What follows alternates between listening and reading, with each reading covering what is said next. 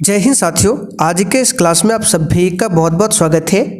तो साथियों, बिहार पुलिस सिपाही की नई भर्ती 2025 के लिए आज आपका प्रैक्टिस सेट नंबर 59 चलेगा और इस प्रैक्टिस सेट में जीके, जीएस यानी कि history, polity, geography, economics, science, साथ में हिंदी व्याकरण के क्वेश्चन कराए जाते हैं और आज आपका चलेगा सेट नंबर 59। तो साथियों, इससे पहले अगर आपका कोई भी क्लास छूटा हुआ है या सब्जेक्ट वाइज में कोई भी क्लास छूटा हुआ है तो सब आपको मिल जाएगा। कहाँ पर मिलेगा आपको क्लास में बताया जाएगा, ध्यान से देखिएगा। तो चलिए, रात के 8 बज चुके हैं, फटाफट से आप लोग लाइव चैट के साथ जुड़ जाइए और ये क्लास बिहार पुलिस सिपाही और बिहार पुलिस ड्राइवर दोनों ही इस क्लास को देख सकते हैं। तो चलिए, आज का पहला क्वेश्चन देखिए, शहद की मक्खी का विष कैसा होता है? अम्लीय, क्षारीय, नमकीन या फिर डी प्रोटीन? चलिए बताइए, क्वेश्चन नंबर 1 के लिए आंसर क्या होगा? शहद की मक्खी का जो विष होता है वो कैसा होता है? तो देखिए, शहद की मक्खी यानी कि मधुमक्खी, और आप सभी जानते हैं लाल चींटी हो गया, मधुमक्खी हो गया, इन सभी के डंक में कौन सा अम्ल होता है? तो फॉर्मिक अम्ल होता है। कौन सा अम्ल होता है? फॉर्मिक अम्ल। तो शहद की मक्खी का विष कैसा होगा? अम्लीय होगा। यहाँ पर ए ऑप्शन आपका सही जवाब है। और कौन सा अम्ल होता है? तो फॉर्मिक अम्ल होता है। ठीक है, लाल चींटी के डंक में या फिर मधुमक्खी के डंक में फॉर्मिक अम्ल होता है। तो यहाँ पर वही पूछा गया था, विष कैसा होता है? तो अम्ल है, तो क्या होगा? अम्लीय होता है। अब देखिए, पीएच स्केल की बात करें, यहाँ से क्वेश्चन बनता है कि पीएच स्केल में कहाँ से लेकर कहाँ तक नंबर होता है? तो 0 से लेकर 14 तक नंबर होता है पीएच स्केल में। इस पीएच स्केल की खोज किसने किया था? तो सोरेनसन ने किया था। किसने किया था? सोरेनसन ने। इसमें 0 से लेकर 14 तक अंक होता है, बीच में होता है 7, और जिस विलयन का पीएच मान 7 से जितना अधिक होता है वो उतना ही क्षारीय होता है, और 7 से जितना कम होगा वो उतना ही अम्लीय होगा, और जिस विलयन का पीएच मान 7 के बराबर होता है वो क्या होता है? उदासीन होता है। ठीक है, जैसे कि शुद्ध जल का पीएच मान पूछे तो 7 होता है, जो कि उदासीन है। चलिए आगे बढ़ते हैं, क्वेश्चन नंबर 2। खाना पकाने का तेल वनस्पति घी में किस प्रक्रिया द्वारा बदला जाता है? चलिए, सिंपल सा क्वेश्चन है। तो खाना पकाने का जो तेल होता है उसको वनस्पति घी में किस प्रक्रिया द्वारा बदला जाता है? तो हाइड्रोजनीकरण के द्वारा। यहाँ पर बी ऑप्शन आपका सही जवाब है, हाइड्रोजनीकरण के द्वारा। ठीक है, अब यहाँ से कुछ क्वेश्चन बताते हैं। जैसे अगर आपसे पूछे कि बताइए अमोनिया का निर्माण किस विधि द्वारा होता है? तो याद रखिएगा, हैबर विधि के द्वारा, यानी हैबर विधि के द्वारा अमोनिया का निर्माण होता है। सल्फ्यूरिक अम्ल का निर्माण पूछे कैसे होता है? तो संपर्क विधि के द्वारा। ठीक है, संपर्क विधि के द्वारा सल्फ्यूरिक अम्ल का निर्माण होता है और हैबर विधि के द्वारा अमोनिया का निर्माण होता है। चलिए क्वेश्चन नंबर देखिए 3। स्वर्णिम क्रांति किससे संबंधित है? और साथियों, जैसे ही आपका क्लास खत्म होगा इसका पूरा पीडीएफ आपको आंसर के साथ मिल जाएगा। प्रत्येक प्रश्न का आंसर आपको क्वेश्चन के नीचे मिलेगा। और ये कहाँ पर मिलेगा? तो बिहार पुलिस के बैच में। बैच के बारे में आपको क्लास के लास्ट में बताएंगे। तो देखिए, एक होता है स्वर्णिम चतुर्भुज और एक है स्वर्णिम क्रांति, तो ये अलग है। ठीक है, तो स्वर्णिम क्रांति जो है ये उद्यान कृषि से संबंधित है। किससे संबंधित है? उद्यान कृषि से। अगर आपसे पूछे भूरी क्रांति किससे संबंधित है? तो ये उर्वरक उत्पादन से संबंधित है।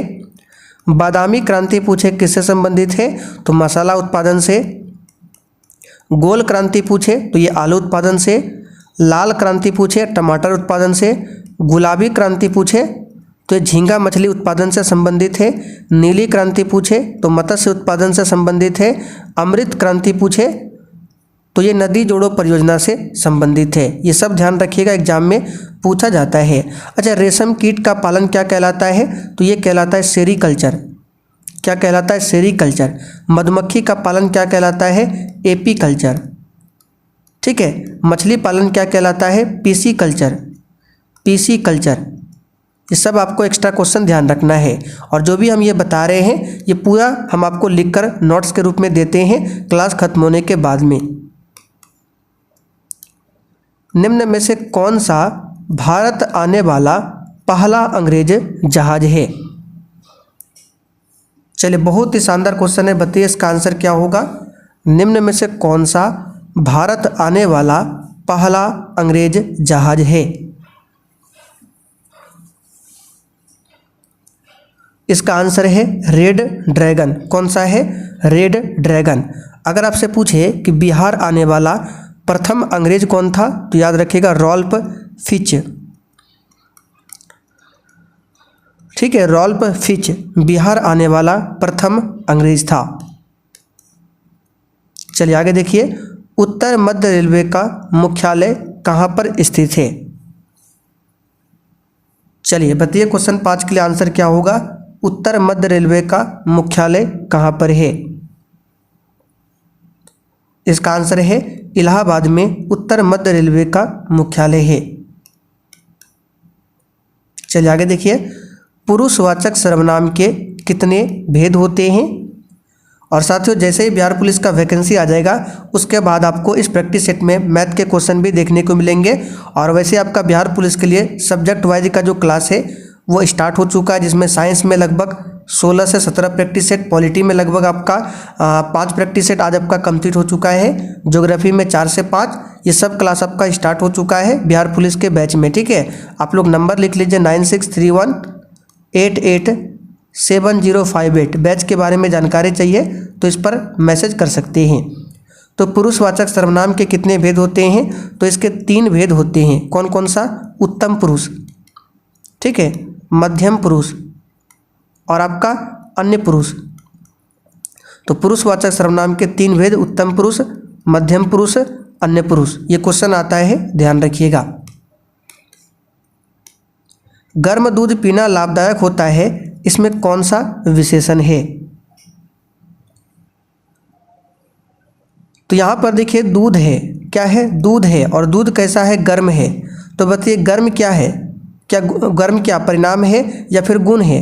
तो यहाँ पर आंसर क्या हो जाएगा? गुणवाचक विशेषण, क्योंकि दूध कैसा है? गर्म है। तो दूध की यहाँ पर विशेषता बताई जा रही है। दूध कैसा है? गर्म है। दूध कैसा है? ठंडा है। ये सब क्या होगा? आपका गुणवाचक विशेषण, यानी कि दूध की यहाँ पर गुणवत्ता बताई जा रही है, दूध गर्म है या फिर ठंडा है। तो दूध क्या है? गर्म है, तो यहाँ पर गुणवाचक विशेषण है। अब यहाँ पर बोलेंगे 1 लीटर दूध, तब यहाँ पर क्या हो जाएगा? आपका परिणामवाचक विशेषण। ठीक है, क्योंकि यहाँ पे मात्रा बताई जा रही है दूध की, कितना लीटर दूध है? 1 लीटर, 2 लीटर, 3 लीटर।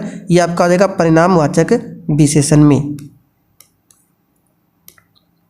निम्नलिखित में से कौन सा शब्द शुद्ध है?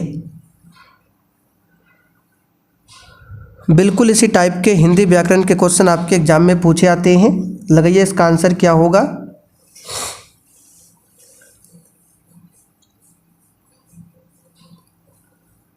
तो यहाँ पर सांसारिक जो शुद्ध रूप में लिखा गया है, ए ऑप्शन में लिखा गया है। चलिए आगे देखिए, उच्छिष्ट शब्द का संधि विच्छेद क्या होगा?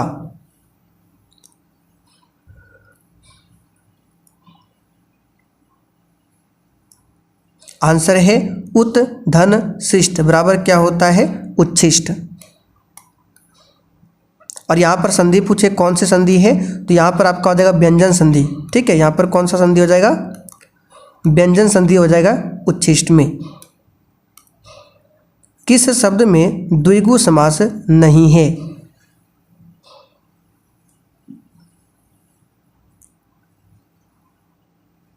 तो देखिए, जिस शब्द का प्रथम पद संख्यावाचक होता है वो द्विगु समास होता है। जैसे चौराहा, तो यहाँ पर क्या बोल सकते हैं? 4 राहों का समूह। त्रिभुज, इसका मतलब 3 भुजाओं का समूह। ठीक है, सप्ताह यानी कि 7 दिन। चतुरानन का मतलब होता है 4 भुजा अर्थात ब्रह्मा जी। तो जिस समास में कोई अलग विशेष अर्थ बतलाता है वो आपका होता है बहुब्री समास। यहाँ पर संख्या तो है लेकिन यहाँ पर एक विशेष अर्थ आ रहा है। जैसे चतुरानन बोलते हैं तो जिसके 4 आनन हो, तो बताइए किसके 4 हाथ होते हैं? ब्रह्मा जी। यहाँ पर एक विशेष अर्थ निकल रहा है, तो ये आपका हो जाएगा बहुब्री समास। लंबोदर, ये भी क्या होगा? बहुब्री समास। लेकिन यहाँ पर जैसे बोलते हैं त्रिभुज, 3 भुजाओं का समूह, क्या इसमें अलग अर्थ निकलता है? बिल्कुल नहीं। तो ये सब आपका हो जाएगा द्विगु समास और ये हो जाएगा बहुब्री समास। तो ये आपका द्विगु समास नहीं है। सघन का विलोम क्या होगा? और डेली आप लोग प्रैक्टिस सेट लगाइए, ठीक है। बिल्कुल इसी प्रकार से रात 8 बजे आपको डेली प्रैक्टिस सेट दिया जाता है और शाम 7:30 बजे आपका सब्जेक्ट वाइज क्लास चलता है।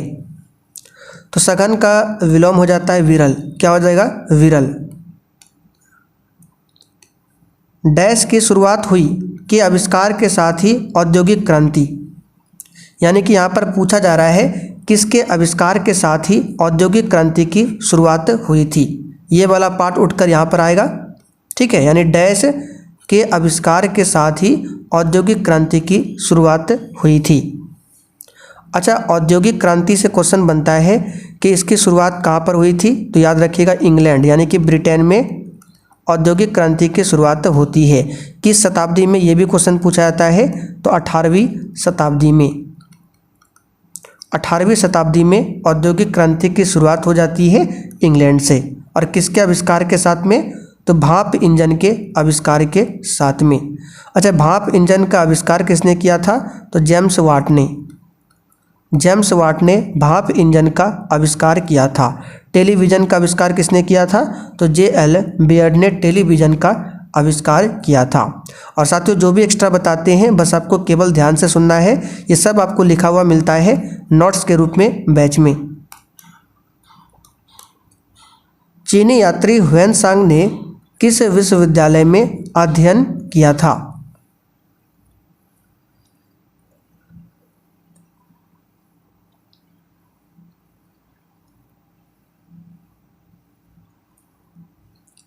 तो साथियों, चीनी यात्री ह्वेनसांग ने किस विश्वविद्यालय में अध्ययन किया था? इसका आंसर हो जाएगा नालंदा विश्वविद्यालय में। ये क्वेश्चन हम आपको कल भी बता चुके हैं। चीनी यात्री ह्वेनसांग किसके दरबार में भारत आया था? हर्षवर्धन के दरबार में। हर्षवर्धन के दरबार में भारत आया था। ह्वेनसांग को यात्रियों का राजकुमार भी कहा जाता है, ध्यान रखिएगा।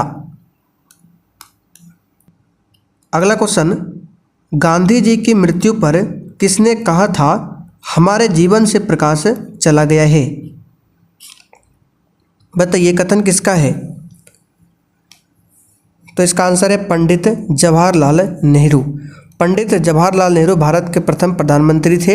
इनका कार्यकाल सबसे लंबा रहा था, 1950 से लेकर 1964 तक। अच्छा, इनका जन्म कब हुआ था? तो 14 नवंबर को।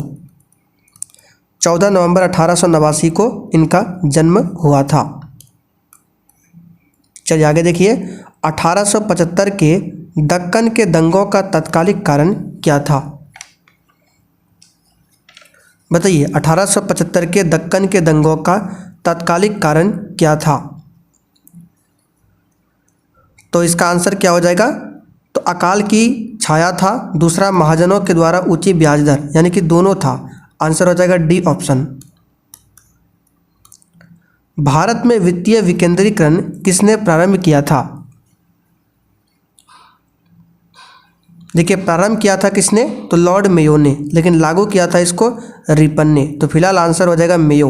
और आपको याद होगा लॉर्ड मेयो के ही काल में 1872 में भारत की पहली जनगणना होती है और रिपन के समय में 1881 में 10 के आधार पर जनगणना स्टार्ट हो जाता है। डलहौजी को भारत में रेलवे का जनक माना जाता है। राज्य हड़प नीति किसने लगाया था? तो इसी डलहौजी ने, ठीक है।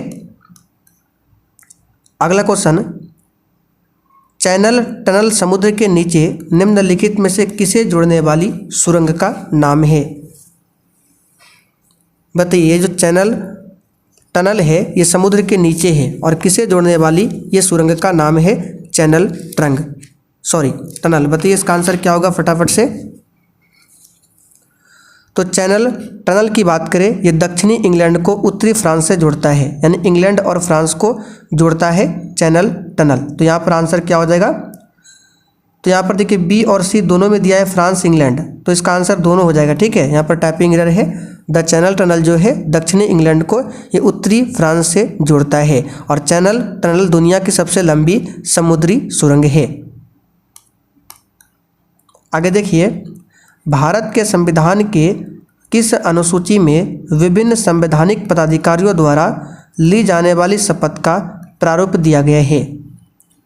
हमारे संविधान में वर्तमान में 12 अनुसूचियां हैं और सभी के बारे में डिटेल में डिस्कशन आपका होगा पॉलिटी क्लास में, ठीक है, जिसमें से 8 से लेकर 12 तक जो आपका अनुसूची है इसके बारे में फुल डिटेल में डिस्कशन कर चुके हैं। 9, 10, 11, 12 सभी के बारे में बता चुके हैं। तो यहाँ पर इसका आंसर हो जाएगा आपका कौन सा? इसका आंसर हो जाएगा तीसरी अनुसूची, ठीक है, तीसरी अनुसूची। मुगल सम्राट डैश ने आलमगीर की उपाधि धारण किया था?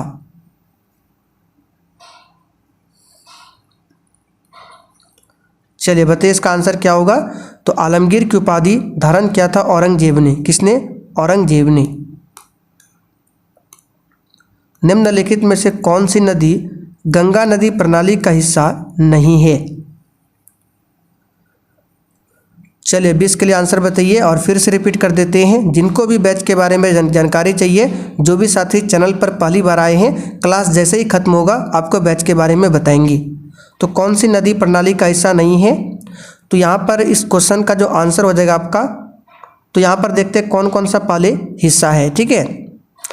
तो यहाँ पर देखिए हिंडन, सोन, मंदाकिनी, ठीक है, हिंडन, सोन, मंदाकिनी ये गंगा नदी प्रणाली का हिस्सा है। जबकि धनसिरी की बात करें, धनसिरी ये गंगा नदी प्रणाली का हिस्सा नहीं है, ध्यान रखिएगा।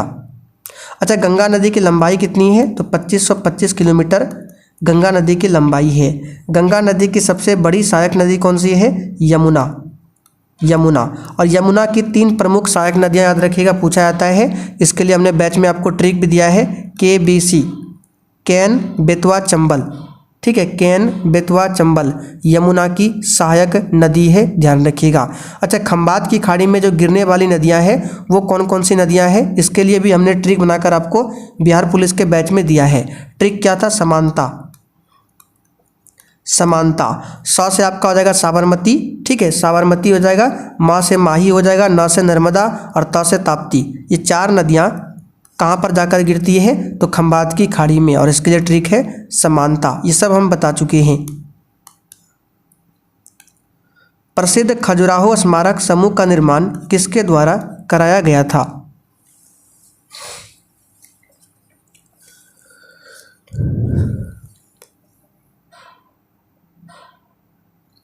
तो इसका आंसर है चंदेल, ठीक है, चंदेल राजवंश के शासन काल के दौरान इसका निर्माण करवाया गया था, खजुराहो स्मारक समूह का।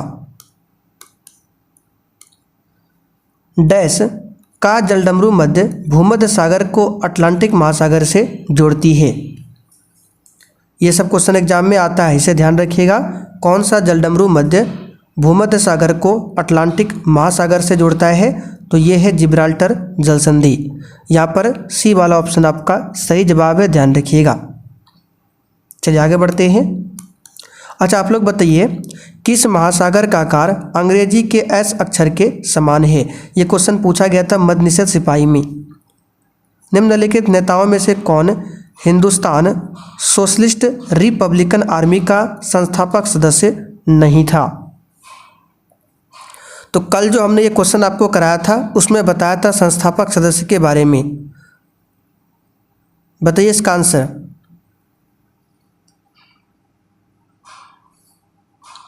तो इसका आंसर हो जाएगा बदरुद्दीन तैयब जी। डी ऑप्शन यहाँ पर आपका सही जवाब है। हिंदुस्तान सोशलिस्ट रिपब्लिकन एसोसिएशन जो है एक क्रांतिकारी संगठन था, ठीक है, जिसे हिंदुस्तान सोशलिस्ट रिपब्लिकन आर्मी के रूप में भी जाना जाता है, ध्यान रखिएगा। अच्छा, इसकी स्थापना कहाँ पर किया गया था? तो इसकी स्थापना किया गया था दिल्ली के फिरोज शाह कोटला में स्थापित किया गया था। कब? 1928 में। तो संस्थापक सदस्य बदरुद्दीन तैयब जी नहीं थे, बाकी अजय घोष, जतिन दास और भगत सिंह ये सभी थे। भारत में बैंकिंग प्रणाली के संदर्भ में IFSC का पूरा नाम क्या है? अच्छा, एक बार एग्जाम में पूछा गया था IFSC का जो अंक होता है यानी IFSC कोड होता है बैंक का, कितने अंकों का होता है? तो याद रखिएगा 11 अंकों का होता है। आपके आधार कार्ड में जो नंबर होता है वो कितने अंकों का होता है? पैन नंबर कितने अंकों का होता है? ये सब क्वेश्चन आता है, तो ध्यान रखिएगा। तो IFSC कोड में टोटल 11 अंक होता है। इसका फुल फॉर्म होता है इंडियन फाइनेंशियल सिस्टम कोड। तो यहाँ पर देखिए सी ऑप्शन में दिया हुआ है। चूना पत्थर एक तलछटी होता है जो मुख्यतः से बना होता है? तो सिंपल सा क्वेश्चन है, चूना पत्थर कैल्शियम कार्बोनेट का बना होता है, CaCO3। संगमरमर भी आपका कैल्शियम कार्बोनेट हो जाएगा, ठीक है। सोडियम बाइकार्बोनेट क्या है? NaHCO3। ये आपका खाने वाला सोडा जिसको बेकिंग सोडा भी बोला जाता है, और धोने वाला सोडा होता है कौन सा? Sodium carbonate. ये है आपका सोडियम बाइकार्बोनेट। सोडियम क्लोराइड आपका क्या है? साधारण नमक है, NaCl। एक बैटरी ऊर्जा को विद्युत ऊर्जा में परिवर्तित करती है, यानी कि बैटरी जो है किस ऊर्जा को विद्युत ऊर्जा में बदलता है? ये सब सिंपल क्वेश्चन है, ध्यान रखिएगा। रासायनिक ऊर्जा को, बैटरी में क्या होता है? पानी होता है रासायनिक ऊर्जा के रूप में, तो रासायनिक ऊर्जा को बैटरी क्या करता है? विद्युत ऊर्जा में बदलता है। मानव शरीर में उस एंजाइम का नाम बताएं जो कार्बोहाइड्रेट को तोड़ने में मदद करता है। तो बायोलॉजी क्लास में हमने प्रमुख एंजाइम को हमने आपको बताया है, ठीक है। तो जब आप लोग क्लास करेंगे साइंस का तो वहाँ पर आपको वीडियो मिल जाएगा। चलिए बताइए, तो उस एंजाइम का नाम बताना है जो कार्बोहाइड्रेट को तोड़ने में मदद करता है। तो ये है आपका एमाइलेज। यहाँ पर ए ऑप्शन आपका सही जवाब है, ध्यान रखिएगा। क्या हो जाएगा? एमाइलेज। एमाइलेज की बात करें तो मुंह और छोटी आंत में स्टार्च को टूटने के लिए उत्प्रेरित करता है एमाइलेज। अच्छा, प्रोटीन की बात करें, इसकी कमी से कौन कौन सी बीमारी होती है? तो मरासमस और एक है क्वाशियोरकर। ये दो बीमारियां होती है प्रोटीन की कमी से। सबसे अधिक प्रोटीन मिलता है सोयाबीन में। घ्राण तंत्र हमारे शरीर के किस भाग में स्थित होता है? देखिए, घ्राण तंत्र को गंधग्राही भी बोला जाता है और ये नाक में मौजूद होता है। याद रखिए, कहाँ पर? नाक में। आकाश नीला क्यों दिखाई देता है?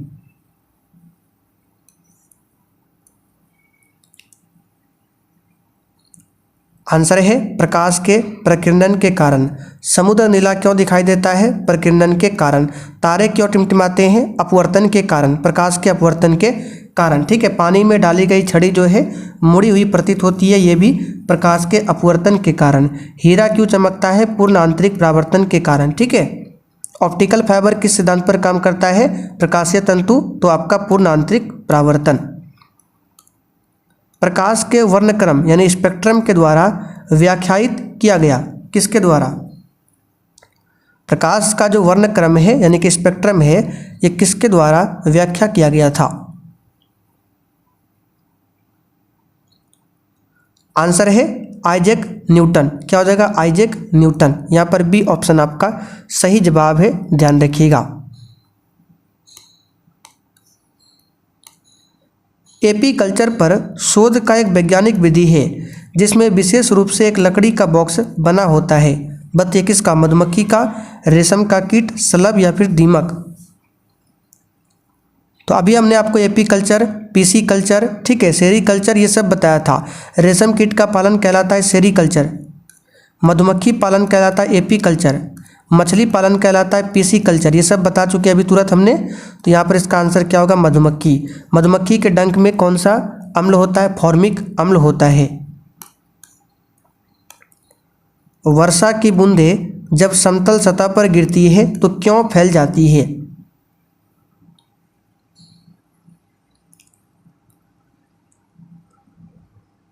तो वर्षा की बूंदें जो गोल होती है वो पृष्ठ तनाव के कारण। आंसर क्या होगा? कण के पृष्ठ तनाव के कारण।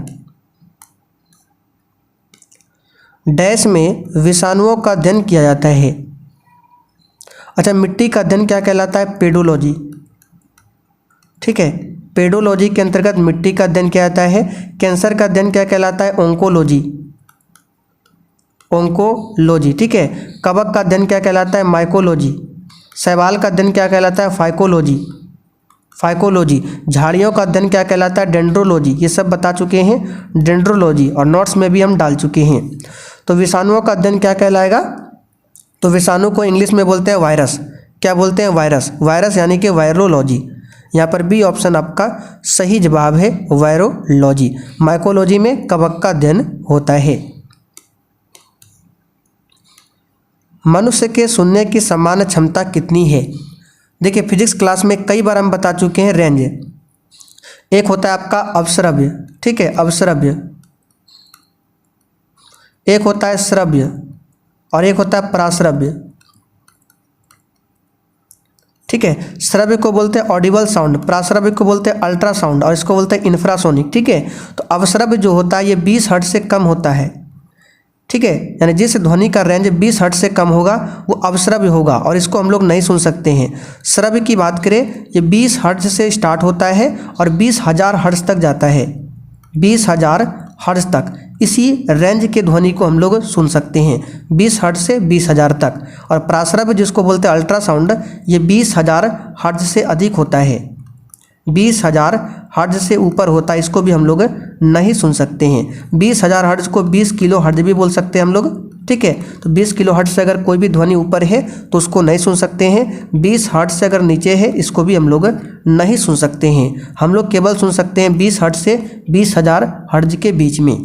तो यहाँ पर देखिए 34 के लिए आंसर क्या हो जाएगा आपका 20 हर्ट्ज से 20 किलो हर्ट्ज। यहाँ पर देखिए किलो हर्ट्ज का मतलब 20,000, अभी हमने बताया था ना। तो 20 हर्ट्ज से स्टार्ट होगा और 20 किलो हर्ट्ज यानी कि 20,000 हर्ट्ज के बीच की ध्वनि को हम लोग सुन सकते हैं। वर्गीकरण में 5 प्रजातियों की संकल्पना ये सिद्धांत किसने दिया था?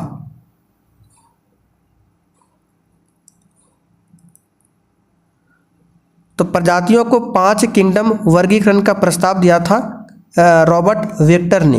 यहाँ पर डी ऑप्शन आपका सही जवाब है, ध्यान रखिएगा, ठीक है। किसने दिया था? रॉबर्ट वेक्टर ने। चार्ल्स डार्विन ने नेचुरल सिलेक्शन का सिद्धांत दिया था। क्वेश्चन यहाँ से बनता है, आप लोग इसे ध्यान रखिएगा। तो साथियों आज का प्रैक्टिस सेट आपका यहीं पर कंप्लीट होता है। अब देखिए जो भी साथी चैनल पर पहली बार आए हैं और जिनको बैच के बारे में जानकारी नहीं है तो आइए उसको बता देते हैं, और जिनको पता है अब आप लोग वीडियो छोड़कर जा सकते हैं। तो यहाँ पर आप लोग देख सकते हैं ये है आपका बिहार पुलिस का बैच। सबसे पहले ज्वाइन कैसे करना है, आपको प्ले स्टोर पर चले जाना है और सक्सेस वर्ल्ड MCQ सर्च करना है और सर्च करके आपको अपने मोबाइल में इसे इंस्टॉल कर लेना है। फिर उसके बाद आपको ऑल कोर्स पर क्लिक करना है। तो जैसे ही ऑल कोर्स पर क्लिक करेंगे आपके सामने 2 बैच ओपन हो जाएगा, एक ऊपर एक नीचे। तो ऊपर वाला है आपका बिहार पुलिस का बैच। यहाँ पर देखिए बाय नाउ का ऑप्शन लिखा गया है, इस पर क्लिक करके आप लोग पेमेंट करके इस बैच को परचेज कर सकते हैं। और किसी भी प्रकार की समस्या आती है तो ये व्हाट्सअप नंबर है, इस पर आप लोग मैसेज कीजिए। अब चलिए बैच के बारे में बताते हैं। देखिए बैच में सबसे पहले वो आपको क्लास मिल जाएगा जो आपका छूटा हुआ है, यानी साइंस में लगभग 16 से 17 प्रैक्टिस सेट हुआ है, ज्योग्राफी में 5 से 6 प्रैक्टिस सेट हुआ है, ठीक है। पॉलिटी में अभी आपका चल रहा है जिसमें 5वां प्रैक्टिस सेट चल रहा है, और बहुत ही जल्द इसमें आपका हिस्ट्री और स्पेशल बिहार जीके का भी फुल डिस्कशन के साथ क्लास स्टार्ट हो जाएगा। तो आपके पास बहुत ही कम दिनों का समय है, आप लोग फटाफट से जाकर आप लोग इस बैच को ज्वाइन कर सकते हैं मात्र 139 में। तो जितना भी क्लास होगा सभी क्लास का PDF आंसर के साथ मिलेगा, ठीक है। तीसरा नंबर पर देखिए शॉर्ट नोट्स, इसमें आपको क्या मिलेगा? तो जो भी सब्जेक्ट वाइज छोटा छोटा नोट्स होता है जहाँ से एग्जाम में क्वेश्चन पूछा जाने की जो ज़्यादा चांसेस होता है वो आपको मिल जाएगा शॉर्ट नोट्स में। बूस्टर नोट्स में आपको क्या मिलेगा? तो जो भी क्लास में हम एक्स्ट्रा डिस्कशन करते हैं वो सब आपको लिखा हुआ मिलता है। टोटल हम 30 नोट्स अपलोड कर चुके हैं और इस प्रकार से 100+ नोट्स आपको देने वाले हैं। पिछले 12-13 साल का बिहार पुलिस का क्वेश्चन बैंक मिल जाएगा, ये भी फुल डिस्कशन के साथ। और भी बहुत सारा चीज़ है, जब आप लोग बैच को परचेज करेंगे तो वहाँ पर आपको दिख जाएगा, ठीक है।